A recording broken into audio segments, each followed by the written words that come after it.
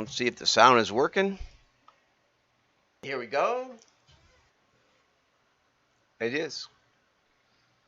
5, 4, 3, 2, 1. I'm John Miglash for the Wisconsin DMA and the International Society for Strategic Marketing. I got my coffee. I'm ready to go. This is from Kansas City Direct Marketing Association. I'm not sure if it's still going, but I spoke out there and they gave me a nice mug. If you'd like your company mentioned, send me a mug. I think that address is listed someplace in the WDMA. So, let's get over to Tom Fishburne for his weekly commentary on marketing. Here's the content brief for the content we need. Tom is in the advertising world, so he does content briefs. I've never actually done a content brief because we just spin it up and see what happens. Split test it, see which one wins. Okay, the most important part is in red. We need it now. Okay. And I thought that was funny because this was over on Marketing Week, Marketunist content, and it hasn't shown up on Marketunist yet. So maybe Tom's on vacation and he had a deadline over there, but the rest of us can't read his commentary. So because I need it now, I waited 3 days and it didn't turn up. Tom, I need it now, Tom. I can't wait. So I don't have his commentary, but, you know, content media is what I do. So I decided I needed it now, and that's the most important part. The show must go on, right? So that said, I found an ad campaign that must have had the same content brief. And here it is. Let's see if this works. Ad of the day. Okay. Ad of the day from the Drum, I believe. Ad of the day. Minimalist McDonald's ad. Pixelated iconic menu items. So McDonald's must have called them up and said, we need an ad, and we don't know what, but just do something. And so they put this up. Pixels campaign puts McDonald's back in the picture. I wouldn't have gotten this in 100 years. You know, David Ogilvy used to say, turn off the sound on your TV commercial and see if it still makes sense. Here's one. Close your eyes and see if it makes sense. It doesn't make a bit of sense. McDonald's is so confident that its iconic menu sells itself. Would you have guessed this was McDonald's? I wouldn't have guessed it in a million years. No, I would not guess this, and this. Nothing. Nothing about this says McDonald's. I'm guessing this is a package of French fries. And as you saw the other day when we did our food porn presentation, we've had several of them in the last week. Go back and watch the shows if you want. They're right at the front where I discuss food photography and things. Anyway, so they take I can't remember. Oasis foam. That's the stuff. I used to use that in my humidors. Oasis foam. They put toothpicks in. Actually, I would have done it the other way. I would have put the toothpicks in the French fry and then stuck them into the Oasis foam. I think it would have been easier to manage than trying to slide that thing on without wiggling it loose in the foam. Anyway, that's how they make it look like there's all these French fries sticking up in the package. You know, beautiful, all these French fries. So that must be this. But anyway, there's a question. This right in here. This down here says there's a question there, and it says, "Guess who's back?" So not only doesn't it show the item, it doesn't show the logo or anything else. You know, and these people think they're creative, right? I would love to go head-to-head against that in any way you like. So McDonald's, you're just across the border down in Illinois. I'd be happy to drive down there. I'll bring Grant Johnson, who's very creative, and we'll figure out a split test and see which one drives more traffic. Give us the same budget, pick a few stores, we'll figure out what works and what doesn't. We'll do it in France if you want. I don't speak French, but I can't do any worse than that. I wonder if that I could even see Guess Who's Back. I don't know, it's some French thing. Okay, now this one I kind of almost get, that these are the arches, and this is like an apartment building. This is maybe an office building. This is a big house. You know, this is a standalone single-family dwelling. But I don't get that they're doing home delivery and they're doing office delivery. And this one, muffin, egg, sausage, cheese, muffin. Again, let's go head to head with this. Let's try some mail, because nothing could be worse than these ads. There it is. Oh, Guess Who's Back? Yeah, it's in English. I don't even have to do it in French. Guess Who's Back? Down there in the bottom. This is the worst ad I've ever seen, I have to say. Welcome your comments. I'd love to hear from you. If that isn't the worst ad you've ever seen, no logo, no nothing, put a QR code in it. At least you can track it. Okay, and speaking of tracking, let's go over and talk about this. TikTok, now you can rent TikTok's recommendation engine. But this is the interesting part I want to talk about. Let's see if I can make this bigger. This is really, really cool. And I talked about this. I couldn't find my video on this, but I'll find it. Eugene Wee did an article in The Hustle back a ways, and he explained a waste of money. It's not even up to a waste of money. It's not even that valuable to say it's a waste. You might as well just stand outside McDonald's and light $100 bills on fire and see if anyone notices. You'd get more social media benefit from that. Say, we're tired of our ad agency. We're just burning money instead. It would make the news. I could help. TikTok's ad, and how do you know it failed? That's the great part about mass media. You don't even know it failed. It doesn't do any more or any less than any of your other ads, right? Nothing happened anyway. Nothing happened either way. Or whatever happened was going to happen. People still stop at McDonald's. They like McDonald's. I don't have a problem with that. I occasionally go to McDonald's. Oh, yeah. They said this was instead of their food porn. Yeah, well, that's because their food is ugly. Even dressed up, it doesn't look like much. It's flat, kind of tasteless. They just don't have much zip to it. But, I like the Filet-O-Fish. It's one of the few, fish sandwiches you can get fast. And usually they have a special for Lent, which I give them credit for. I'm trying to get Red Lobster to do that. Kim, if you're watching, say hi. Leave a comment.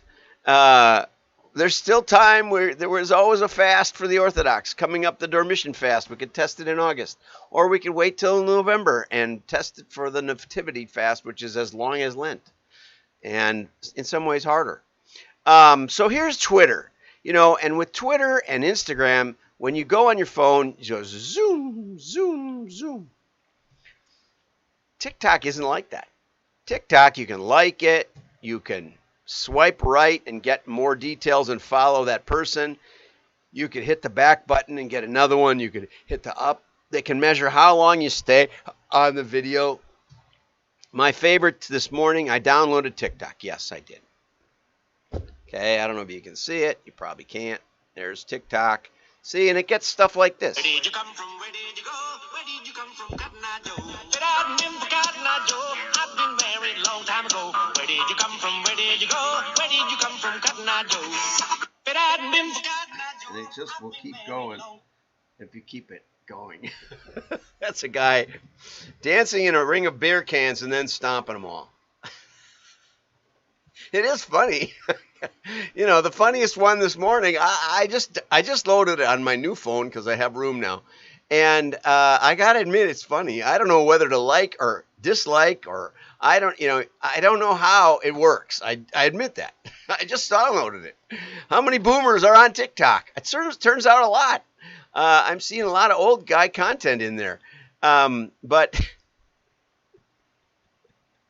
kid comes in, he says, I'm writing a paper to his dad. I'm writing a paper for school. And I don't know whether butt cheeks is is one word or should be spread apart or something like that. He says, go ask your mother. Dumb jokes. Dumb. I like dumb jokes. Okay. Talk about a waste of time. I hope you're enjoying this show. Anyway, the other interfaces, Twitter, Instagram, Facebook, don't give you a good indication of whether the person is watching or not. The one piece that's missing that mail delivers a labeled data set. They deliver the ones who engaged and didn't buy and engaged and bought. That's a crucial distinctive of mail. Got it? We know who bought, but we also know who watched and or engaged and didn't buy. So when you get a direct mail piece, and I did look at this one more, you know, I should give these people a call. This is the one I talked about yesterday. No response device, no nothing, but I know that there's an owl on it, and I know it's City Press or something like that. City Press, there you go, City Press. Okay, so I engage with it. I didn't buy. I have a lot of printer friends that I can go to, but I'm impressed they mailed me something. So I engaged and didn't buy. All mail gets some level of engagement, maybe more than you get on TikTok. But TikTok registers that to some extent.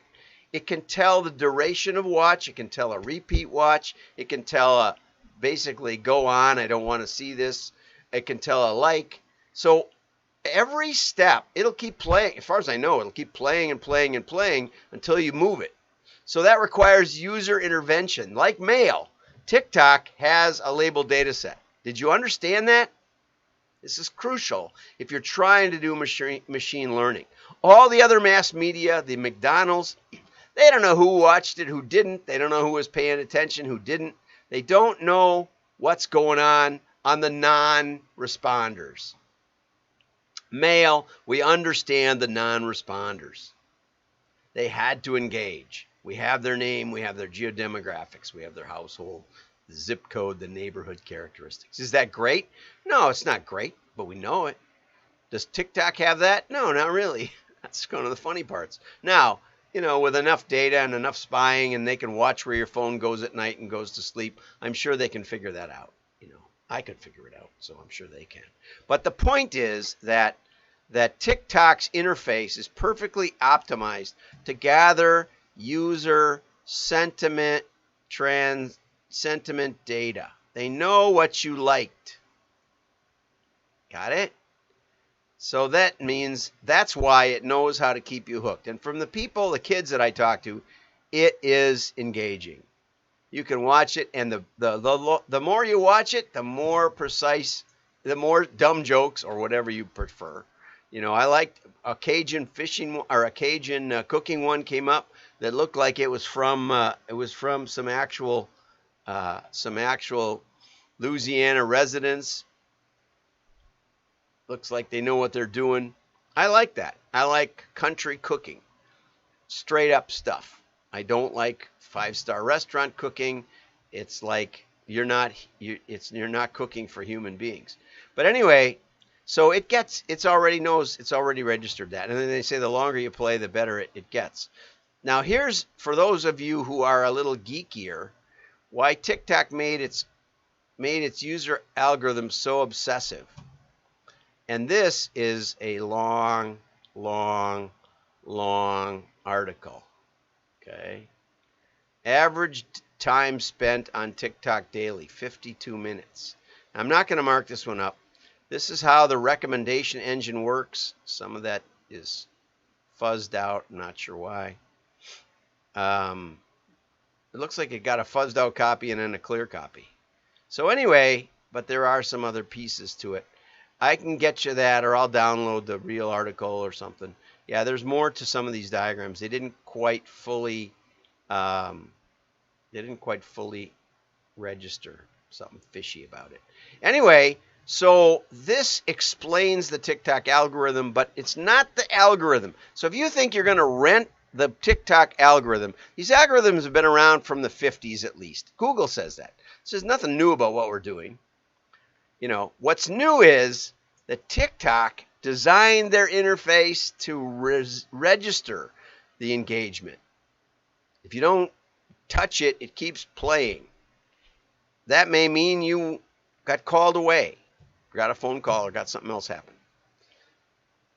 I'm sure, but what the point is that it's not like just wee, wee, Instagram or whatever. They just fling up Twitter like that. Zing.